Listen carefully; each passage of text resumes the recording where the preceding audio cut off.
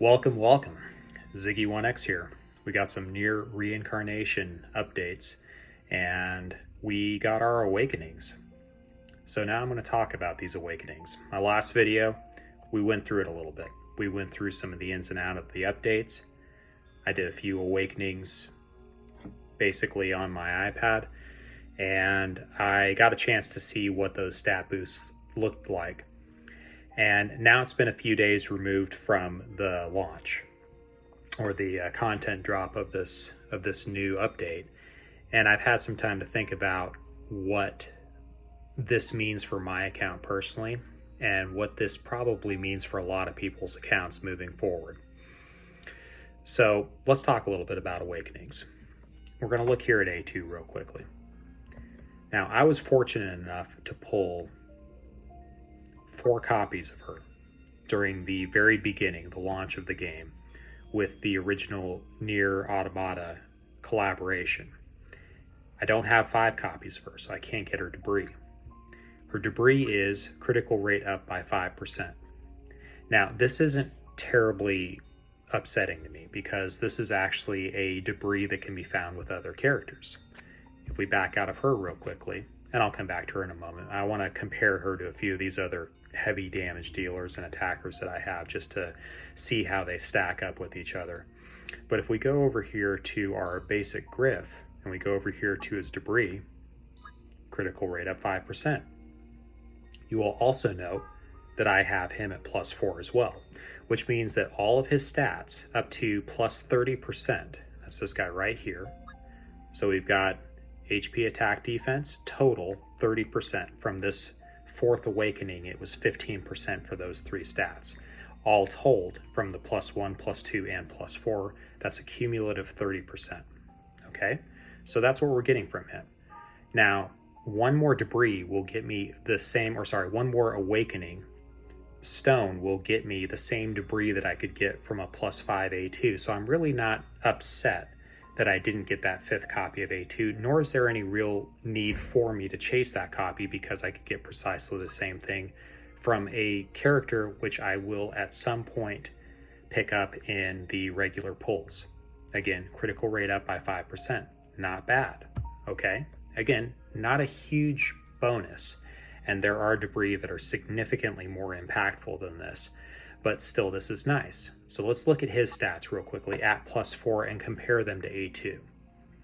We got 60, 68, and 39, okay, respectively. Now let's go back to A2. Remember, 60, 68, and 39. 54, 75, and 37. So she's much more in favor, weighted towards the attack. Now let's look at that awakening skill that she got. HP +15%. So even with that extra 15%, she's still sitting relatively below Griff. And again, if we go back to Griff, what was his ability? It was critical hit damage up by 15%. So this is interesting because it makes Griff a more, see, we got him at 165 there, critical hit rate 30%.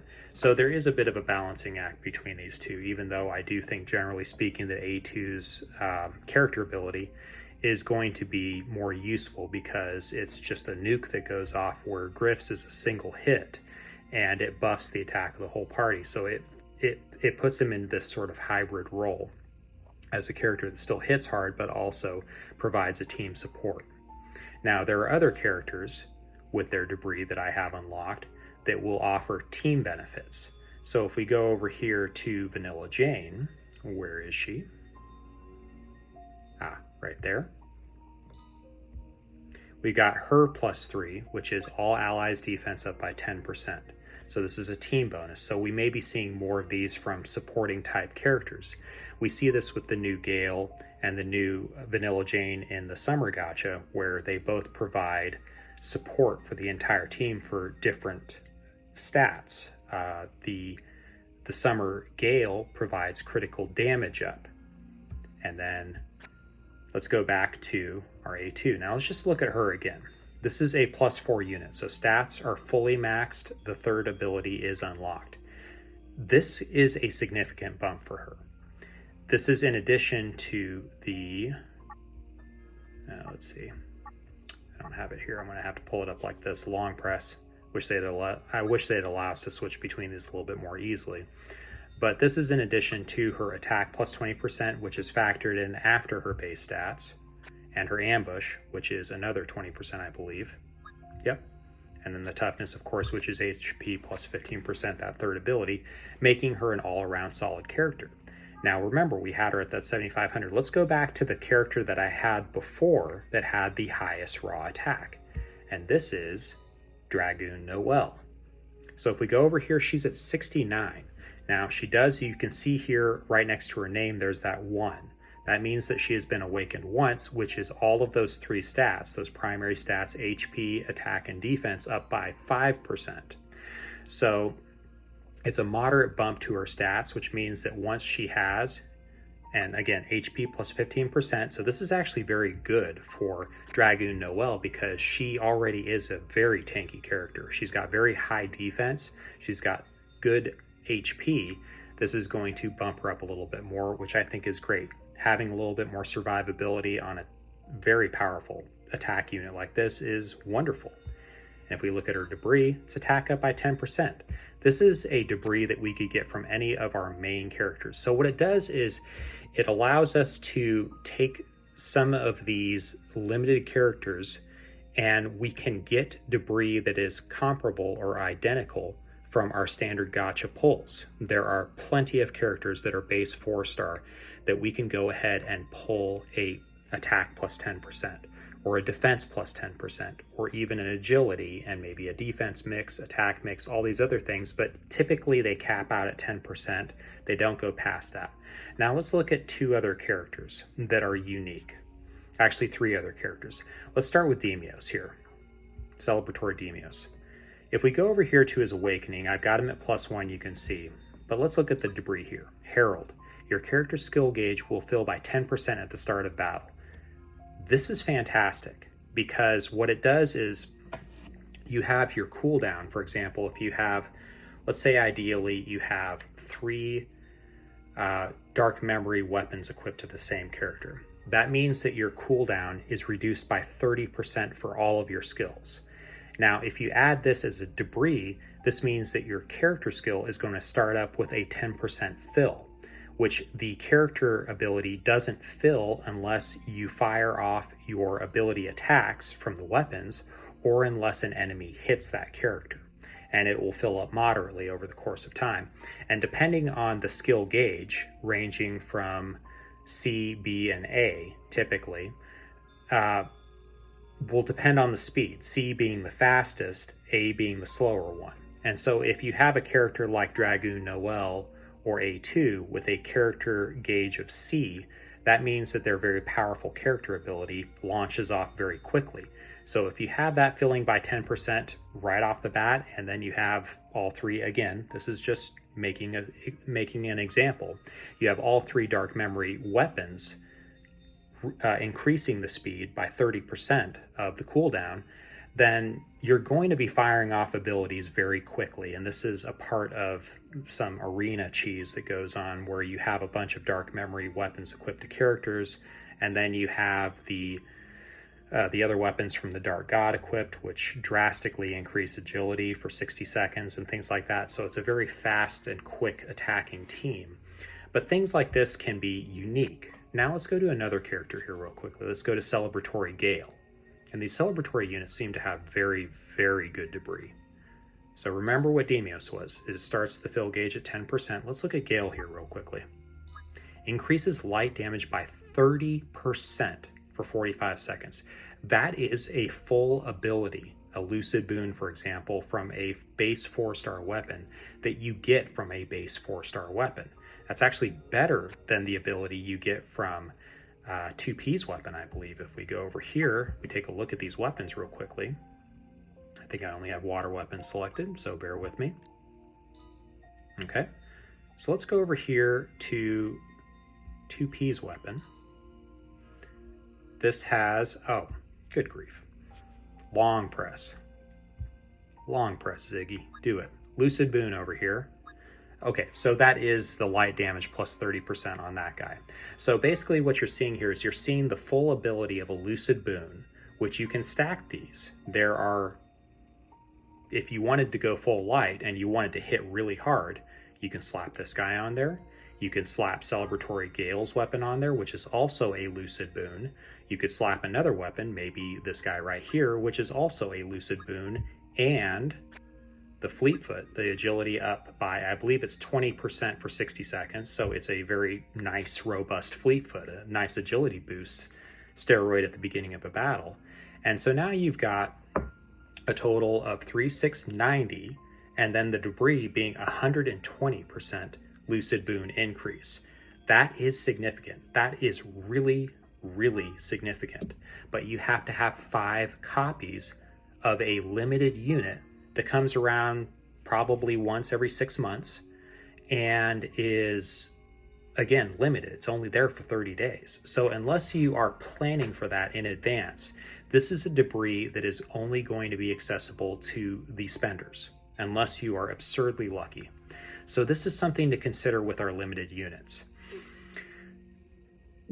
Here's where I see debris going and these awakenings going.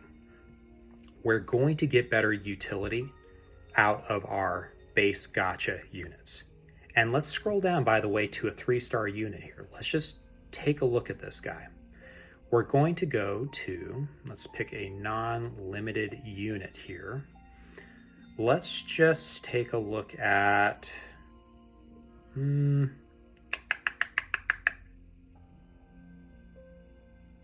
yeah, let's just take a look at Noelle here. I've got her pretty well tricked out.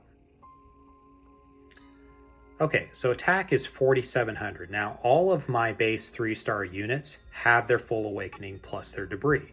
And again, the debris are not going to be quite as robust. You get 8% instead of the 10%, but this is only a 2% difference between the, on the stats wise, between the 4-star and the 3-star units. This is important, I think, and this is what makes the awakenings much more free to play friendly. And I think this is important because it gives everybody who's been playing this game for a little while has 5 copies of every 3-star unit, or very close to it. We all have access to debris. I do not have a single debris from a 4-star unit at this point. Yet, if I go over to my loadout here, and I'm looking at my characters, I have debris on all of these. This debris currently is the attack plus 8%. This is 2% again lower than the attack plus 10%. I also have from one of my 2-star characters the agility plus 3%, and I'm going to get another debris from another one of my 2-star characters from the event that we're farming here. I just haven't picked which one I want yet. But right now I have attack, HP, defense, and agility. So that's a good start. I've equipped these onto my arena team, and I'm playing around with different combos. So this is something that we all have access to. So there should be no complaints from MD1. The debris by itself is separating the free-to-play from the heavy spenders or even the moderate spenders. It's just not the case. But there are very specialized debris that will be separated by those metrics. And again, this is where we've got to be careful with what we're doing. So let's go over here to the summons real quickly. Let's take a look again at these characters. Oh, automatic conversion, wonderful. Okay, let's take a look again at these characters. So the debris for our Swimming Gale is character skill gauge needed reduced by 10% while equipped with the fire affinity main weapon. That's fine. That's good. Okay. Skill cooldown time reduced by 5% when equipped with the dark affinity weapon. So this is interesting because this is much more in line with a dark memory weapon. Again, each dark memory weapon gives you 10% cooldown, increased cooldown, or reduced cooldown in this case, since that's probably better language that it's using. And this gives you almost half, essentially, of another dark memory weapon. So if you had 3 equipped and you had this guy, that's 35% instead of 30. Does make a difference. And if you're doing a speed check against another player, which is doing the min-maxing and really dialing in, they've got the full memoir set, which gives them, I believe, the minus 30% cooldown. If you're using the full set, yeah, it's a 15% for 2 and 30% for all 3. Anyway, so you got 30 there, you got 30 from the weapons. This guy only gives you 5. So when you got 60% elsewhere and then you pick up this 5%, now let me make double dog sure that I am not completely in the wrong about this. I believe it's this guy. Yes, so it is weapon skill cooldown reduced by 30% at the start of battle. So it doesn't last through the entirety of the battle, whereas the dark memory weapons do last throughout the entirety of the battle. So again, this is a memoir set that is tailor-made for arena and for quick and dirty teams.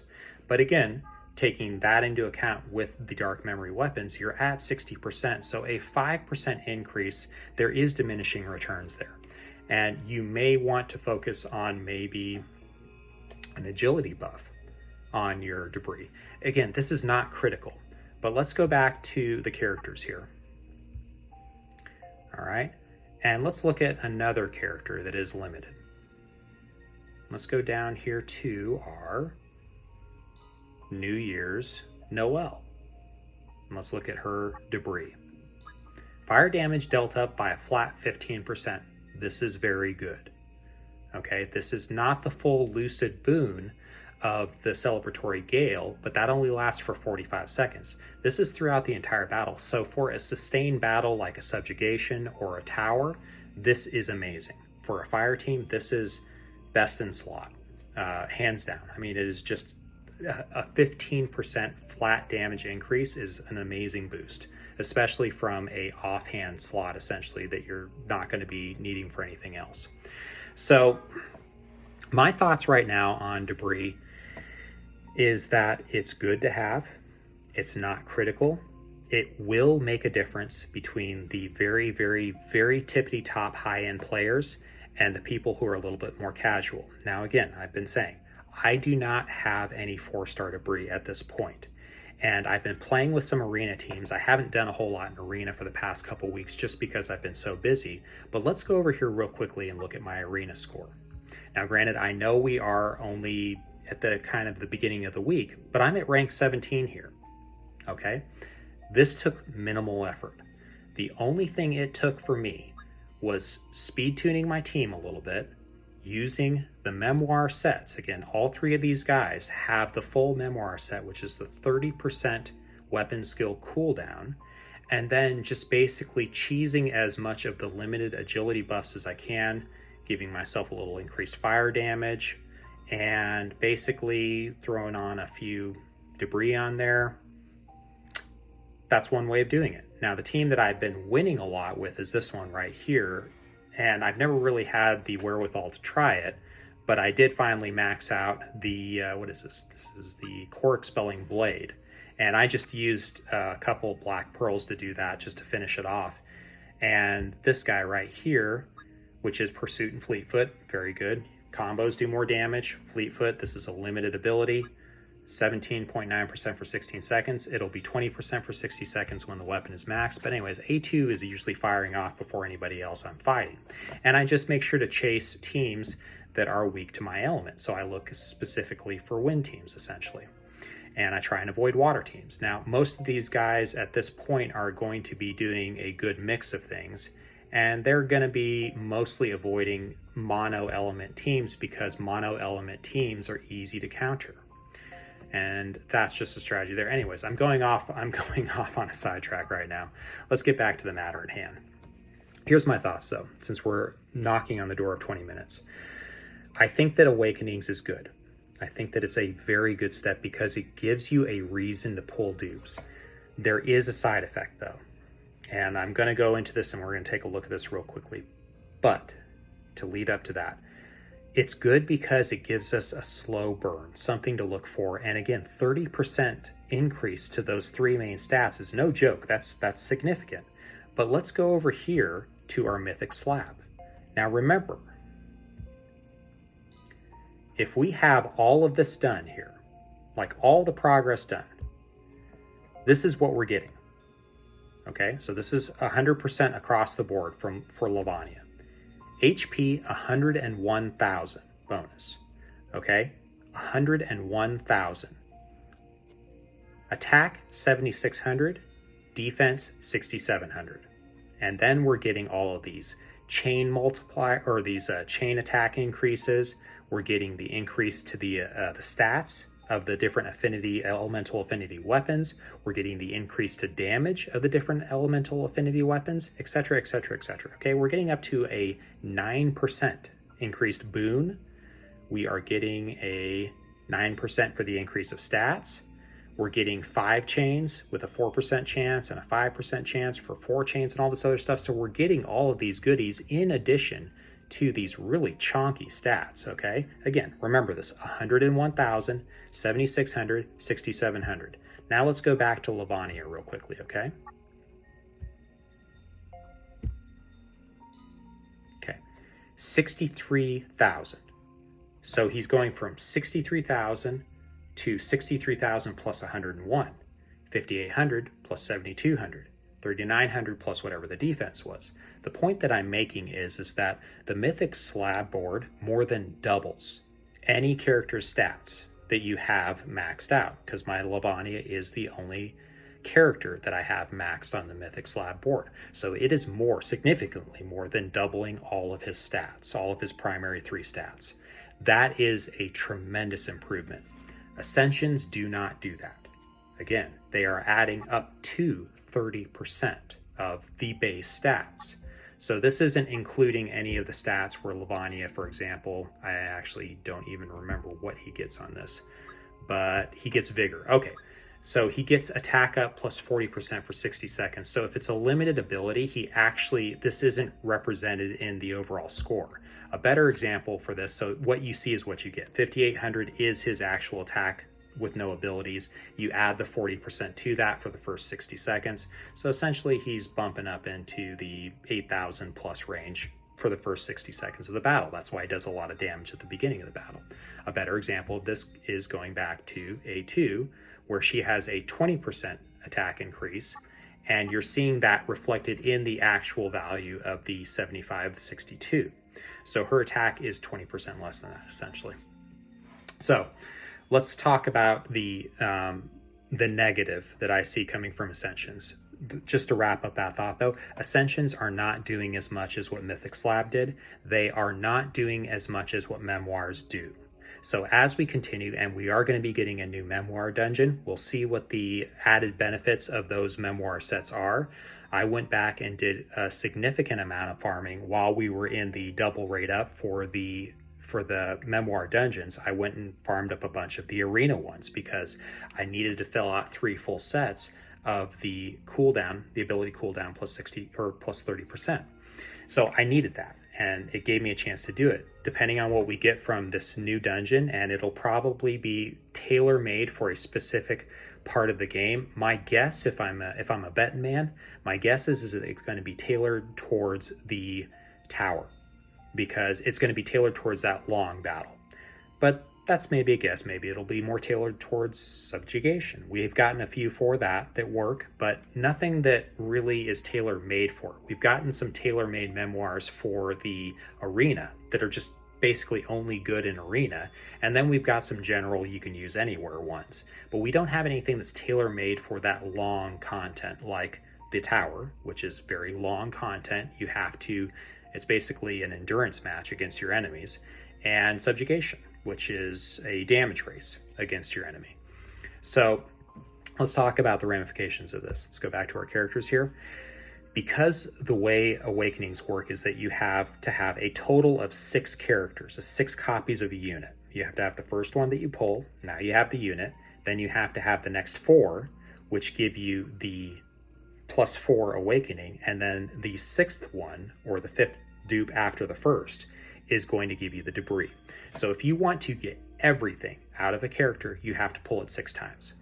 This is not realistic for a limited character. It's not realistic at all. So what I see happening is that players will be chased away a little bit. The more casual players, like, I'm not a casual player. I play this game pretty religiously, but I'm a casual player when it comes to the shop. I went ahead last month and got the monthly bundle, which was, I believe, the $24. And that's the first time I've spent on this game in a very long time. And it was because I just wanted to try one of the paid polls and see what, this is more of a kind of an academic thing for me. I wanted to see how much better the rates were on the paid versus the other. I wasn't super impressed. So again, it just comes back down to spend if you want to, but there really isn't a ton of incentive to spend in this game at this point, because here's the other side of it. Advanced Handbooks with Awakenings just lost a tremendous amount of their value. Remember, you have to have at least 5 copies of a character. Copies, not Advanced Handbooks, actual duplicates of a character to get them up to that +4 Awakening, which unlocks the plus 30% to all the base stats. Advanced Handbooks do not get you this. So the only reason at this point that I would say to use Advanced Handbooks is to really quickly get a character up to 90 so that they're more useful. But now, since there's that increased 30% on top of it, you're missing that third ability, which is arguably the most important part of the Awakenings, and you're missing the 30% in stats. So this drastically, in my opinion, devalues the Advanced Handbooks. So all that pulling that I was doing with the monthly summons and things, where I picked up a bunch of extra Advanced Handbooks, and I will show you here real quickly. There's 2 reasons. I've never actually leveled up 2P. I've never used 2P. But if I go over here to Ascend, I've got 66 of these suckers. Here's the problem though. I could advance her once and get the ambush, which would be nice, but now I'm missing out on 30% of her stats, no matter what I do, even if I take her all the way to level 90. So this is just my humble opinion, but I see the value of Advanced Handbooks decreasing significantly. They have for me overnight.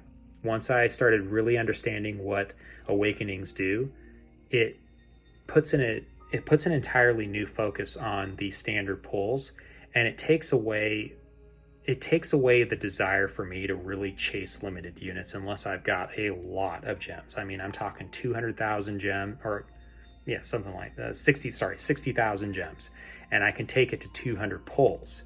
If I got 60,000 gems sitting in my inventory and I could take it to 200 pulls, there's a very good chance that I will pull at least 2 copies of the unit I want along the way, and then I could pick up the third copy. This unlocks the ability, but I'm still missing out on 15% of the total stats.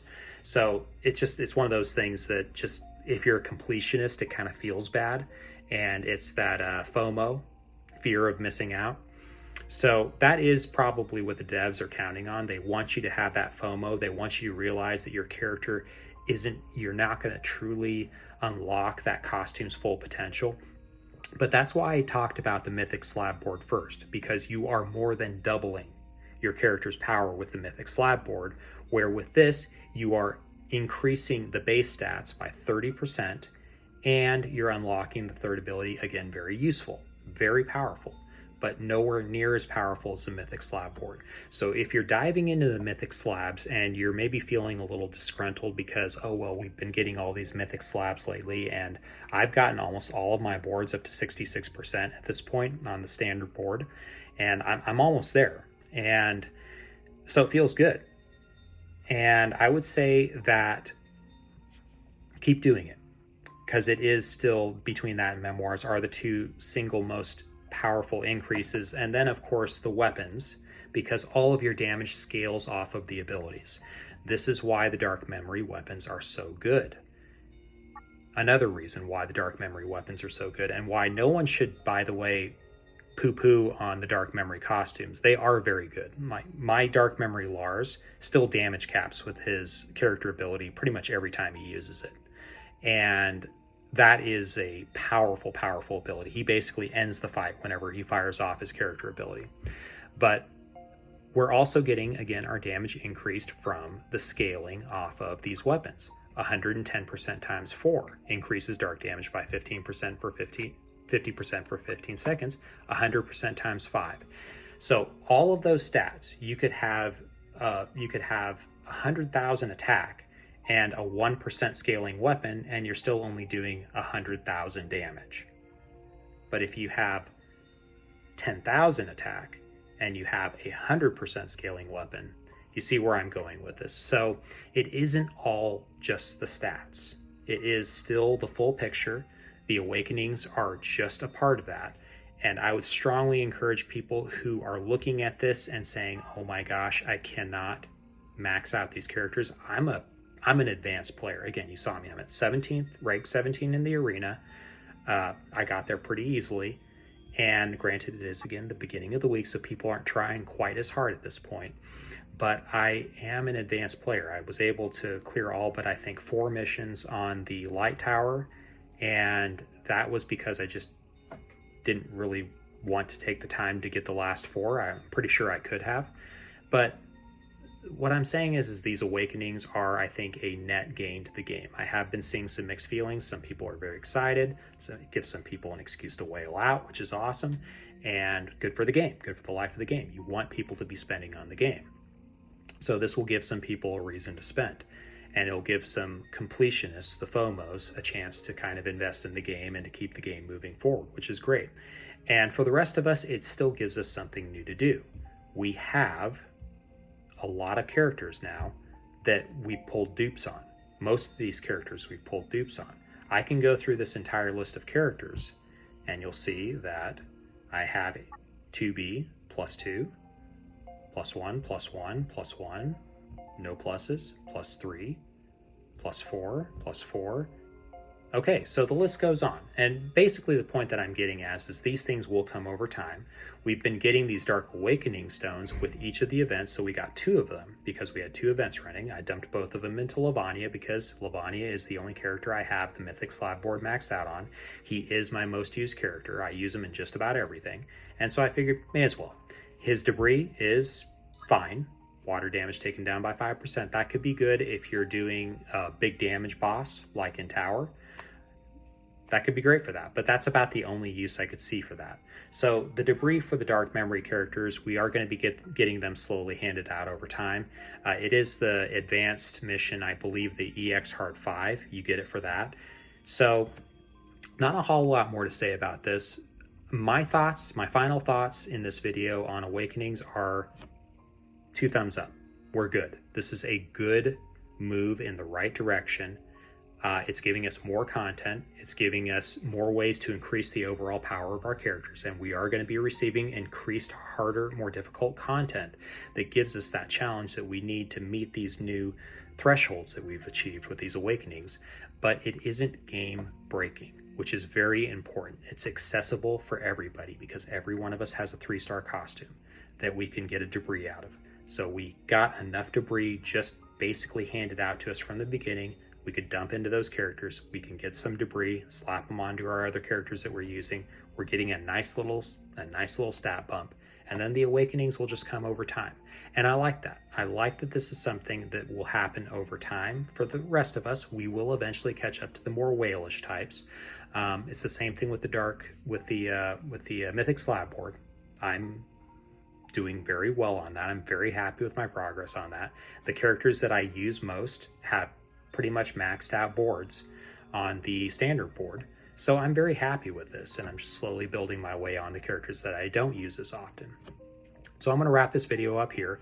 This has been quite the long one, longest video I've made in a while, but I had thoughts and I wanted to just dive into it a little bit and give us something to think about here.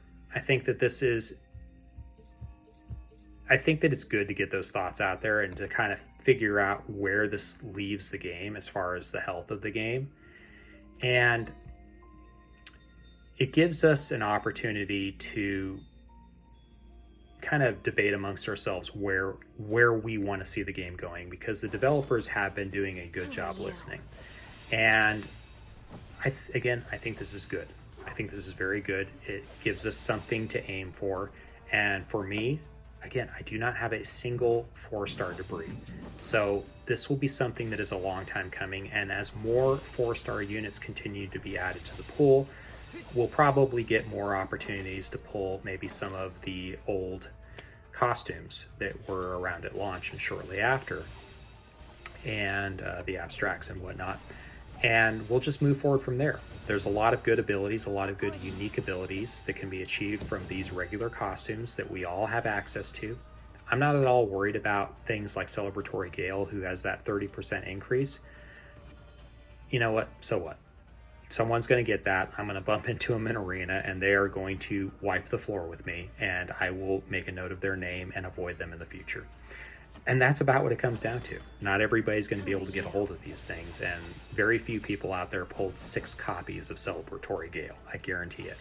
So the chances of you encountering people like that in PvP very often are very slim. So I'm going to leave it there. Let's just finish up this fight. And you guys, you all have a great night. Hope you all had a great 5th, 4th. Today's the 5th. Oh my goodness. I was up so late last night cleaning up. Anyways, we had a great time. So I hope you guys are having a great week, and I hope you guys are enjoying Awakenings. I sure am. And I'm enjoying these events. Go ahead and get in there, get more of the Mythic Slabs, and get your Bikini Argo leveled up. Peace out.